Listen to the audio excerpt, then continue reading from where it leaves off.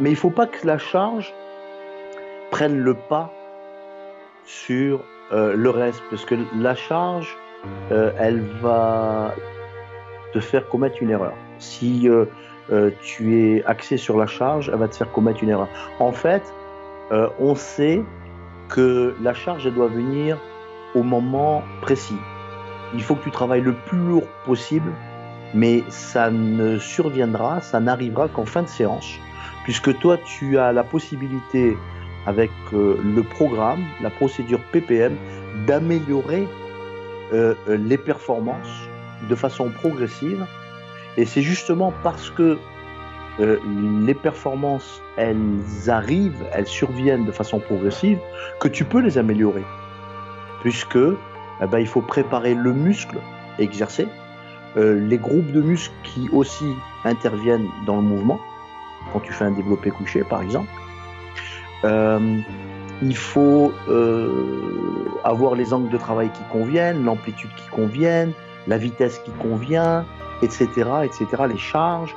Et donc, pour mettre en place ce puzzle de façon idéale et réussir à 100% ta séance d'entraînement, ça prend un certain temps.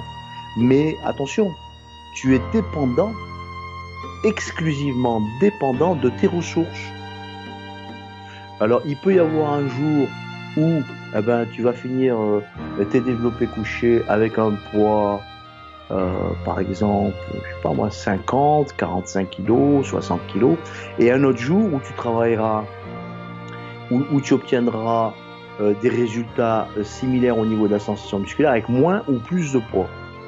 Et ça va être dépendant de tes ressources. Mais la chance qu'on a avec la PPM, c'est que tu réussiras toujours ta séance d'entraînement. Donc tu seras toujours, si tu veux, au maximum du possible. Alors que quand tu t'évades et tu utilises des charges trop différentes, tu seras loin du possible.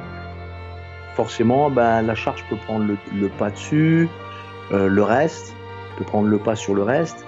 Et là, il y a des fautes au niveau des angles, il y a des fautes au niveau de l'amplitude, au niveau de la vitesse, de l'échec musculaire et du timing. Il ne faut pas oublier le timing, puisque le timing va te permettre de te ressourcer au sein d'une série de répétitions.